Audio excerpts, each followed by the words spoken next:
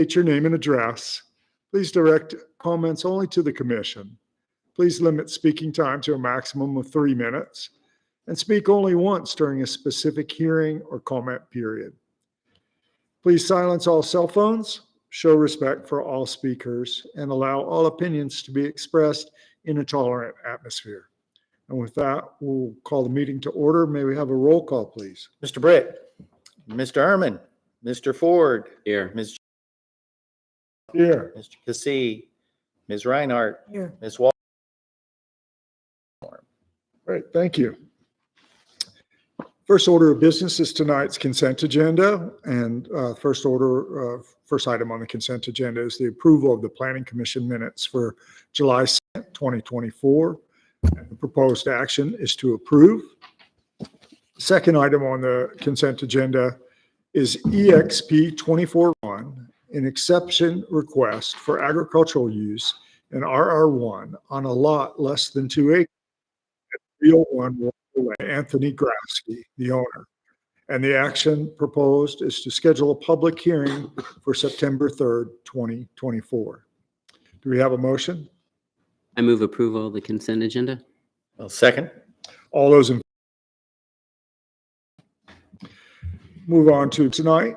The first public hearing is zoning ordinance amendment ZOA 60, ordinance 2001, an amendment to amend the text of the town zoning ordinance to create a new downtown northwest zoning district for the area bounded by North Main Street, Turner Street, and Price's Fork Road. And we have a presentation by Ken. Thank you. I have a very brief presentation, as this is a zoning ordinance amendment that you all have already seen and have already voted on. It is being referred back to you for a change in height, maximum height. There's a strategic plan for downtown Blacksburg that was prepared by Development Strategies and completed in 2019. It received considerable public input and public support. This zoning ordinance amendment is for the downtown northwest area, which is the triangle that is bounded by North Main Street, Price's Fork Road, and Turner Street in the northern end of our downtown area. Downtown Strategies analyzed the existing physical and economic conditions of the area and put together a framework for the district. It's made improved walkability, especially within the public realm, with dense mixed use, including retail anchors and student housing. There's also a vision to provide a more dignified environment for the St. Luke and Oddfellows Hall. Downtown Strategies also provided several visual images for the vision of the based voluntary overlay district. There are more regulations in this district in this zoning ordinance amendment to help achieve the form of the vision.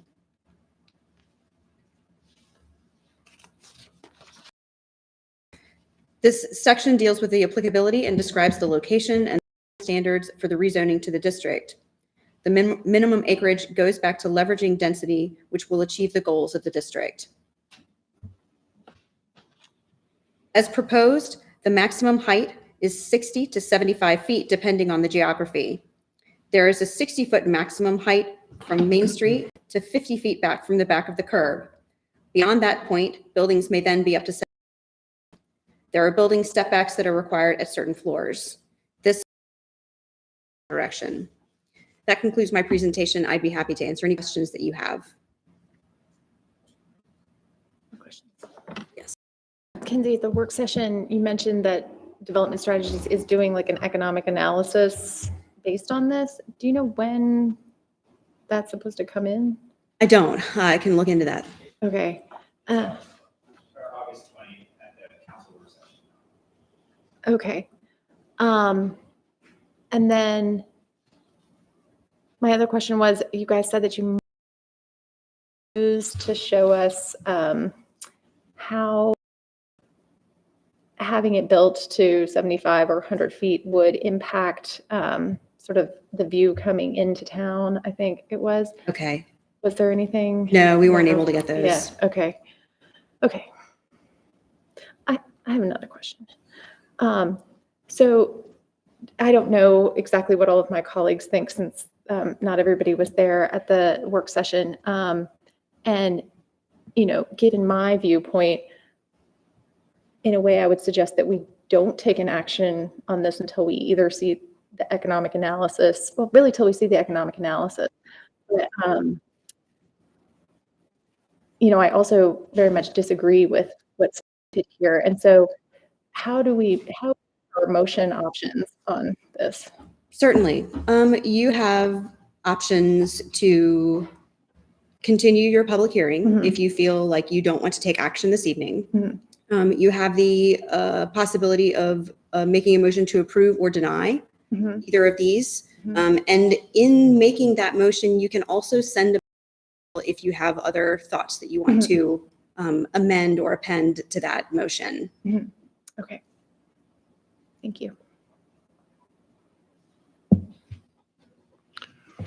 Any additional questions for?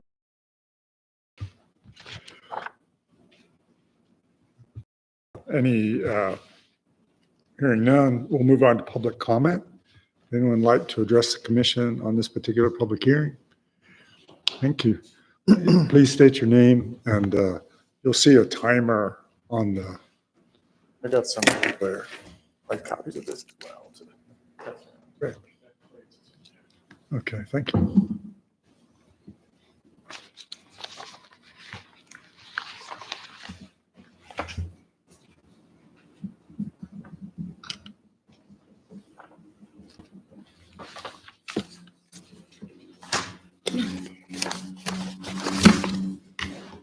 Good evening. I'm Thomas Moore. I'm a representative of the landowners at 112, 208 Turner, and 607 and 609 North Main. We're here because the town is moving forward to implement the strategies of the 2019 strategic plan, as Kinsey mentioned, and we've got kind of that slide up here as well. And the downtown Northwest District, as shown, was specifically designated for the development and student housing, shown in orange here. Slide to the next page. It bears repeating that this district is bordered on three sides by Virginia Tech, the campus, the Fine Arts Center, and the Gilbert Street mixed-use building, and the North End Center. And as Kinsey also mentioned, the strategic plan noted the uniqueness of the corridor and the opportunity to provide a more dignified environment for St. Luke and Oddfellows Hall. And if we could go to the next one. So this one just provides a high level of the acreages of the individual parcels as well as the year built for those buildings. And there are nearly 15 acres in the district, but that number is a bit. There's just 7 acres controlled by Virginia Tech Foundation and the town of Blacksburg, and there's a little under 6.5 contiguous acres privately owned. And we can go to the next one. So in addition to other challenges, the ordinance ignores both the existing height structures and the setbacks in and around the corridor. So those are some examples of building heights throughout the Blacksburg as well as campus, and then just some screen grabs of the sidewalks kind of around district and on the northern side, North Main. We can go to the last slide. So there are many complicated issues and challenges that affect all property owners in the district. And we'd note that the only time that the landowners have been convened was led by the landowners. So we did to work together with the landowners in this proposed district to find solutions to these challenges and create an achievable ordinance. Thank you. Thank you. Would anyone else like to address the commission? Great. Good evening, everyone. Steve Simonis, Balzer & Associates, 80 College Street, Christiansburg. Not speaking for any one person or one group here tonight, but I've had the opportunity over my career to work with several of the property owners in this corridor. And I just want to start by saying, I personally, I'm speaking again as Steve Simonis tonight, applaud the town for taking the effort to go through this planning process for this area of town. And we know from that development strategies report that we've got others in town, but this was his first priority. So going through this process, most of the folks I've talked to think this is a good thing that we're looking at. The issue is that, there are several other programs that the town is looking at right now, and they've been great at reaching out to property owners, different folks in the community to get input in those. And a lot of the property owners just don't feel that this has measured up to that same standard. And a lot of this has gotten baked as the property owners have been notified, but not truly been a part of the discussion. Now, I will say, since Matt Hanratty has taken over this position, that the communication to the landowners has gotten a heck of a lot better, but it's still, from the process of the actual content of the report, there's not a lot that's been able to be discussed back and forth between property owners and the town and development strategies. So, the plan as it was, as you all approved previously, certainly some of the property owners had concerns about the 3.5 acres and the 300 feet of road frontage. But a lot of that could have been overcome as people worked together with the height and the setbacks that were originally approved. So I just want to bring it to Planning Commission's attention as we all talk about, we don't want to put things in place at the town, or any locality doesn't want to put a process or a plan in place that just sits on the shelf and we can never build it to. So what I'm afraid of from my professional standpoint is this code amendment or ordinances, if it goes forward the way it is, with these reduced heights and these reduced or increased setbacks, it's going to make this plan unachievable from a standpoint of these property owners being able to work together financially, control the property in a way that it's going to be financially viable for them to move it forward. With this reduced height, it's a significant decrease in the ability for these folks to move the projects forward. So, thank you.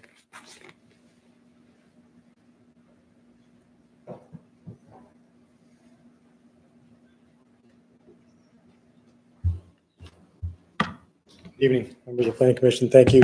Jim Cowan, Perry, 2270 Craft Drive. I'm here on behalf of the owners of the Zaxby's restaurant that's located in the proposed downtown Northwest zoning district. The owner has concerns about the proposed district. I think Steve probably stole a little bit of my thunder. I think it's laid out pretty good some of the concerns they have.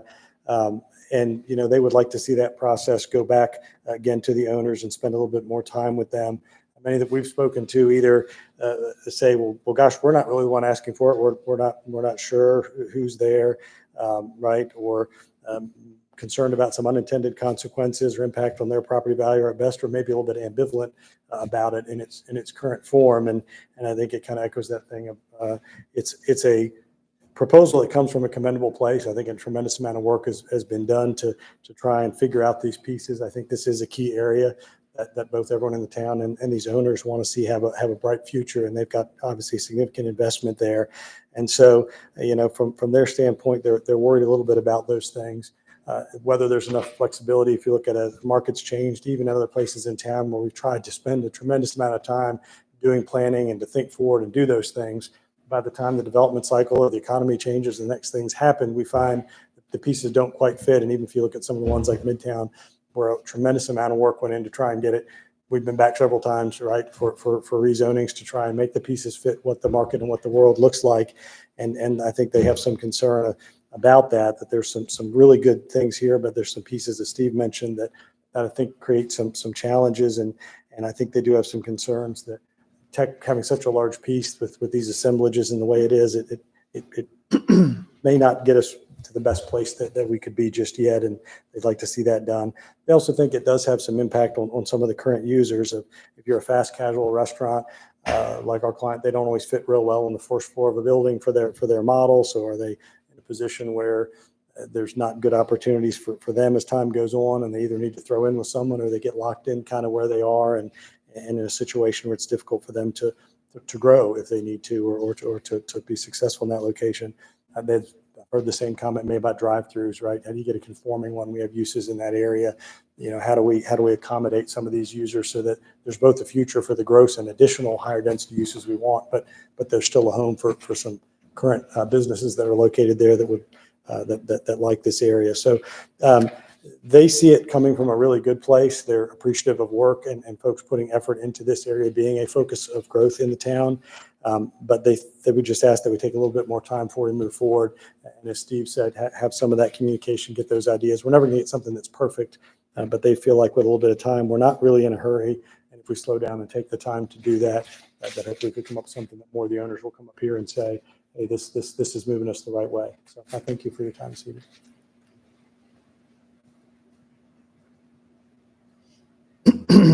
Any additional public comment? Anyone like to address this particular public hearing?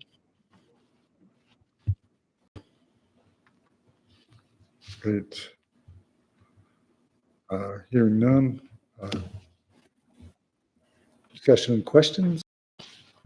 Motion? When did we start on this initially? 3 years ago? 3 years ago? Approaching 3 years. I can look at the exact date, but we're coming close to 3 years ago. And when did we do our initial original approval of a recommendation? I think that was 20, December 22, I believe. 2 years. So this has been in place for 2 years. And- It has not been in place for 2 years. It has not gotten through council yet. Right. So council sent it back, Yes. Yeah. these proposed changes. Yes, with the Okay. proposed changes to height. Okay.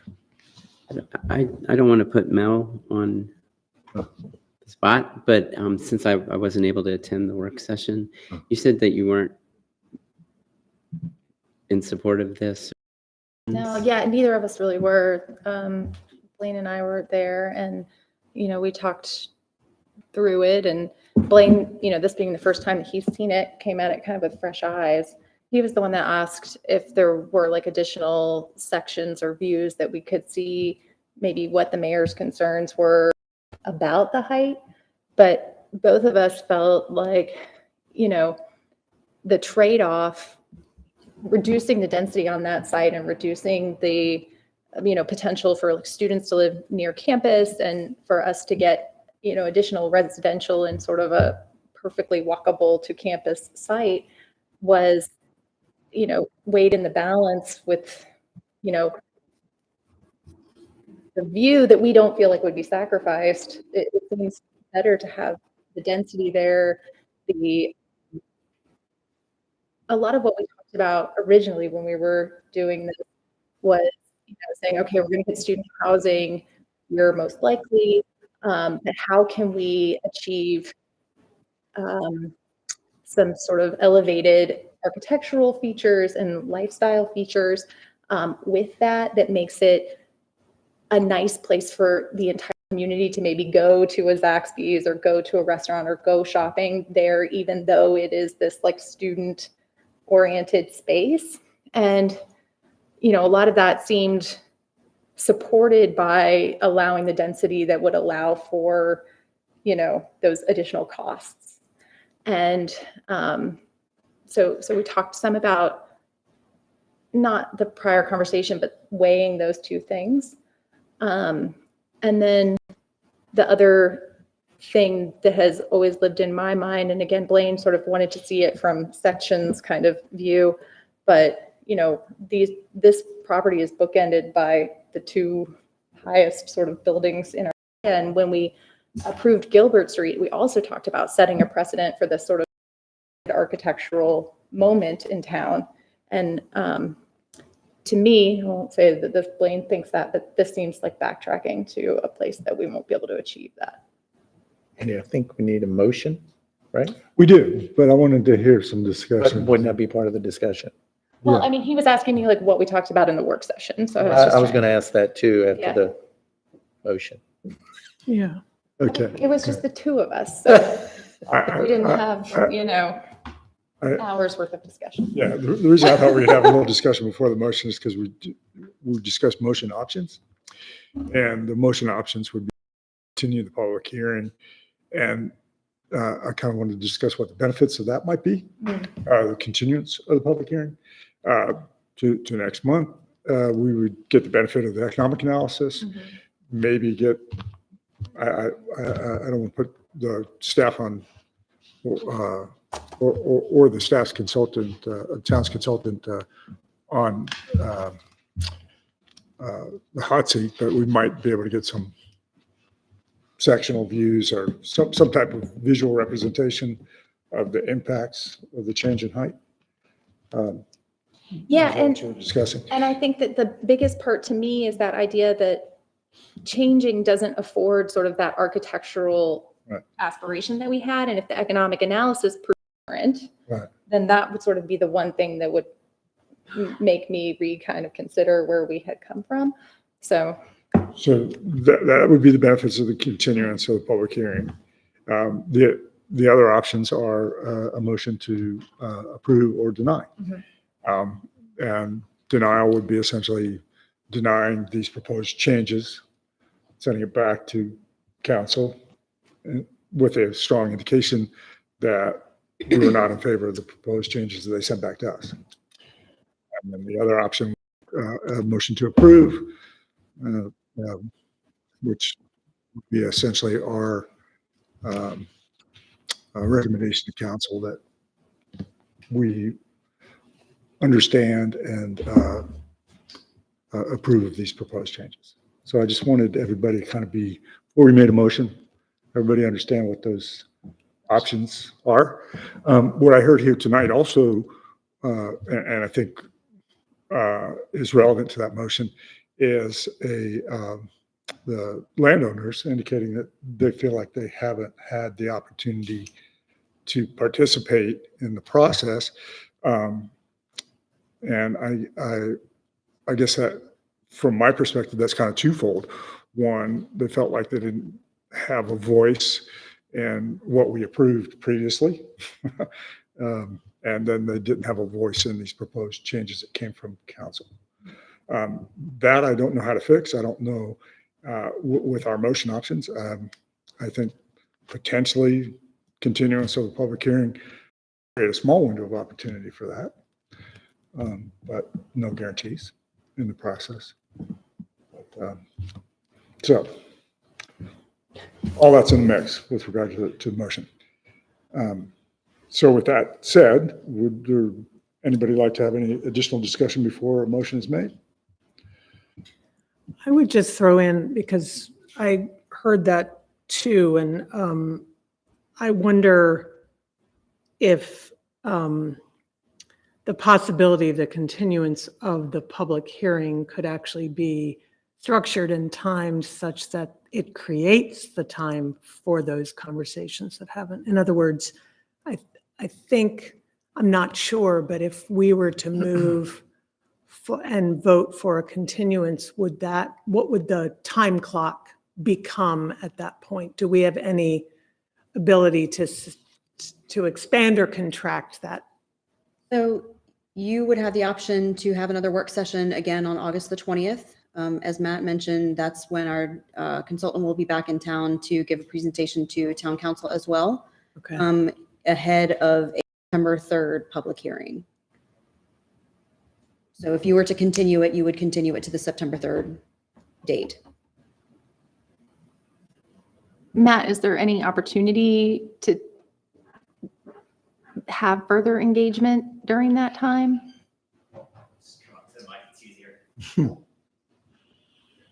We could, but from my perspective, I think the challenge is going to be that the two sticking points, which you heard tonight, and I think is news to nobody that's been up here with the dialogue, is what is the height and what is the acreage? Mhm. And what's in there is not what the property owners want. That are the two sticking points. There may be some more small minor things, but the two major obstacles are those of requiring more property owners to work together and what is the right height. And we started all the way back at 125 feet, way back over 2 years ago, just for memory's sake. And we've always had the 3.5. And the challenges, as Steve and others have mentioned, is as you kind of reel it back, it makes the incentive to try and figure out the rest of it not as really motivating and worth it to try and figure out, because it doesn't start to pencil out. And that is the concern. Yeah. And that has been at council's direction, just so the commission is clear. So staff has been kind of working in that direction based on the feedback from council, and council had a larger, and Jerry may want to elaborate, conversation about height in our downtown, this site and then others as well. So there's been a lot of conversation over the past year and a half about height and what we do with height. and how we deal with that change in different areas of our downtown. So contextually, it's kind of, this has gotten caught in the middle of all the conversations because it's the first conversation and first potential action ordinance to go through that deals with height other than what is by right in our downtown commercial. So I think that's part of the challenge too. It's gotten caught with that. We can certainly have an additional conversation with the property owner. I think that is the feedback that we're going to hear. Happy to have that conversation and dialogue, but we've had conversations with them in the past and we can do it in a different format. That is fine, but I think those are the two takeaways we'll hear. I don't want to speak for them. I am not them, but that is what we've heard before. So I suspect that's what we'll hear. And I understand their reasons why, and they make perfect sense from an economic analysis. And part of looking at the strategic plan, we had an economic lens to, if we're going to do this, this is what we need to do to make it a reality. So it's not just a plan. So I completely understand where they're coming from. So just to share a little bit of perspective of the dialogue we've had, we can certainly go back and have another conversation with them in some type of format to get input. But my suspicion is that we will hear similar to that again. But more than welcome to do that. And we can come up with some type of list for commission. I think we can do it in a month. Looking back there, I don't think it'd be too difficult to get folks together. We all know each other and how to get a hold of each other. If that's something that, you know, Plan Commission decides to continue, we can have another sit down with them, see where they're at. Matt, how in-depth is the economic analysis that Development Strategies is sort of cooking up here? It's pretty in-depth, you know, and part of it, I've seen a preview of it. There are variables in there that will push-pull with it. So I'll give you an example. What is the parking ratio that is right? Because it has a big impact on the bottom line.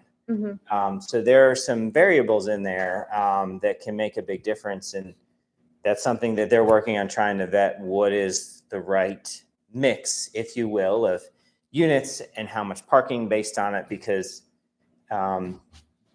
it can have a big impact on what the bottom line is, i.e. does it pencil out or not? So if you overpark it, you're paying a lot for parking, you're not getting that return, and you're sinking more capital into that, it doesn't pencil out. But you can't have too little parking or it's not going to work either and be marketable. What do you charge for parking? So those are some of the biggest ones, you know, and then they have their bricks and sticks cost. So it's pretty detailed, and that, I know, Mel, in your career, you'd find it interesting. Definitely. You know, some others you may in your careers and something not, but it's fairly detailed. It's a complex workable spreadsheet model to perform. So it sounds like it could be something that we would say our high priority is to have this thing be no more than 75 feet. We could reduce parking requirements and do this No and that parking and this and requirements. that. So that's the thing, is like, Yeah. it'll get dictated. There's no density right now. So it's Right. what will fit in the envelope. So there's flexibility there, but there are real costs that go on. Okay, so we can't just throw out parking. They're going to need some parking for, you know, everything in there. So it's building out what makes sense. And those costs have gone up significantly, like everything else. So it's. And the thing is also, when Development Strategies was doing this, we were sort of looking for, in the first place, the minimum density all across town, you know, even downtown, that we would need to make our aspirations happen. And since then, costs have become astronomically higher. So I can't imagine a world in which we could go smaller and it suddenly would pencil out, but maybe I'm crazy. Don't think you're crazy. Yeah, I mean, we've seen that in the affordable housing side when we looked at that. That makes logical sense for the, you know, the reasons you just said and others. It's more, the environment right now, the cost environment is more challenging than when we started this. Interest rates, construction costs, everything is up across all those sectors. So Matt, bottom line up front, a lot of this analysis is being done based on the 75-foot height and whether that's viable, right? And so, and we had originally, when we passed this through, I guess I was against I was on record that I was concerned about the 100, 125. What came back after our council deliberations and discussions was the 75, which personally, I think that's too low. 100, I think, is too high there, but I do acknowledge that I think the 75 is too low. I thought an 84, based on 12 feet thing. But so this is just what the analysis is just going to show whether or not what we have currently would actually in any way be a viable pencil out project. Yeah, and you can change the inputs to pencil out higher, lower. I mean, so it's dynamic, and the inputs make a bit, and we're getting a little technical here, but the inputs are going to make all the difference in the world. Yeah. You lower the interest rates significantly and it changes the equation. That's not a reality right now. I'm not saying you, but you get my point of Yeah. all of those inputs together kind of create that pro forma of, what best guess right now, point in time, based on market conditions of what it looks like. And that could be better, worse. So that's part of it too, is the risk tolerance. We do it on the affordable housing side. Too, it's usually not, but there's a risk tolerance there to put the gap together and the other pieces together, by the time you get to construction, because there's still a whole process beyond the ordinance to go through a rezoning. So that's all a factor in this too. And the closer the margins are, it's a lot riskier endeavor to start down that process with those upfront costs. So that's just something that we deal with it internally on the affordable housing side with our partners.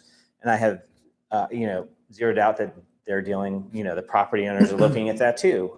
So it's just a factor, and the tighter the margins, it just makes it harder to it's not worth the risk at some point, because if the market conditions change unfavorably, then I'm all of a sudden in the red, not in the black. And bye-bye project. So thank you for all this input, but it's very helpful. If we were to continue, would we enjoy the benefit of being able to hear about the economic analysis at our next work session? Yeah, so I don't want to commit on the fly, but development strategies will be here in person for the work session at 11 a.m. at council. I can have the conversation right after this meeting if they will, flight schedule, like, hey, make sure you're around for 5 o'clock with planning commission. Or we could attend, try to attend the council. I don't think it's a heavy lift if they're already here to ask them to, hey, just make sure, we'll do the 2-for-1 special. Okay. We've done it before. It makes logical sense. So I don't think that's beyond the realm of possibilities at all. All right. That's very helpful. Well, with all that information, do we have a motion? Thank you. Thank you. Thanks, Matt. I move to continue the hearing on zoning ordinance amendment number ordinance 2001. Second. Any additional discussion on the motion? Yeah, I was disappointed to see I was unable to attend the last work session as well. And I was disappointed to see that it was 60 to 75 feet, given that we have other precedents that are closer to 100 that are part of this district. Discussing the density issue, whatever that might be, whether it's whatever can fit, great. Or what other options we might have. I think that, as we often have discussions with developers about things not being quite ready to come before us, knowing that we have these other pieces of information that are out there coming soon, I think we could have tabled this for another month anyway, until we had that information, because that's pretty critical. Thank you for that. Additional discussion? We have a motion on the dais. All those in favor of the motion? Aye.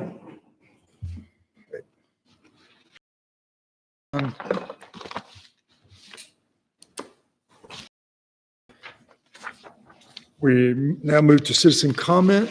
At this point, anybody can address the commission on any issue. Okay, hearing none, we'll close citizen comment. We'll move on to unfinished business. Zoning Ordinance Review Committee, we have not met. Historic or Design Review Board, our representatives not present. Montgomery County Planning Commission, that was me, and I was in California. I have a report on the previous one. Oh, wonderful. Love to hear it. Because I missed the previous one, but then Jerry sent me the information and I was able to look at what they discussed. And, you know, I think I must be on the time in the summertime when they talk about transportation improvements, because that's been my subject the last like 2 years, which is fine. So they're looking at their applications to VDOT for transportation improvements. They want to do another roundabout out Price's Fork, which I've heard lots of complaints about the current. With me is like, what's going on with that? But they're going to have VDOT do the design. I don't know if VDOT did the design of the prior one or not, but you know, we will see. And there's some improvements proposed to Pepper's Ferry, and then there's also some additional bike infrastructure that they're considering, which seems nice. And then the other thing that I feel like is super important is their comprehensive planning process is ongoing. And citizens of Blacksburg should be a part of that comprehensive planning process. And so people should keep their ears open for opportunities to attend. I myself have already attended at least one meeting.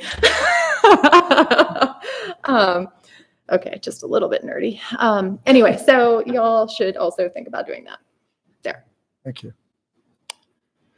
Any additional items from planning commissioners?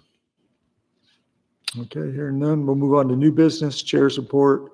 I have none. Planning director's report. We have a new planning director, Andrew Warren, starting off with us tomorrow. Oh my gosh. Oh, wow. That's great news. This is excellent news. We are with a director. Congratulations. Yay. What will Christiansburg do? That is an excellent question. Okay. Well, You're keep them in our prayers. right. That's great. Thank you for that. Town council report. The last 2 weeks of July, council was on their summer recess. So we met today for the first time in quite a while. Of interest to the Planning Commission, we had a presentation and a nice book, which I forgot to bring to show everyone tonight, that the Toms Creek Basin Connectivity Study, which was all about bikeways, you know, all moving people around, not just by roads. All of that's being compiled into a lovely document, and I believe that's going to go up on Let's Talk Blacksburg. So it will be available there if you guys. It lays out a 1 to 3 year, 5, 10, and maybe even 20-year kind of master plan of how to improve facilities down there, because people are using, you know, with all of our town resources, parks, everything, there's a lot more people going down there. And so that was good to see. And we had an extensive presentation about the sanitary sewer projects occurring in our town, which some of that limits our development, that we have to wait for it was pretty extensive. So some of the work we've already done can move forward. And then a little bit of briefings about the American Rescue Plan ARPA funding, because there's a lot of infrastructure projects with that. To speak to what Matt said earlier, you know, when we started this, it was a $13 million. That seemed to buy a lot more than it does now. So we were having to make some adjustments on the fly because of that. And that was it. Thank you for that report. That's great. And with that, we stand adjourned. Thank you for attending.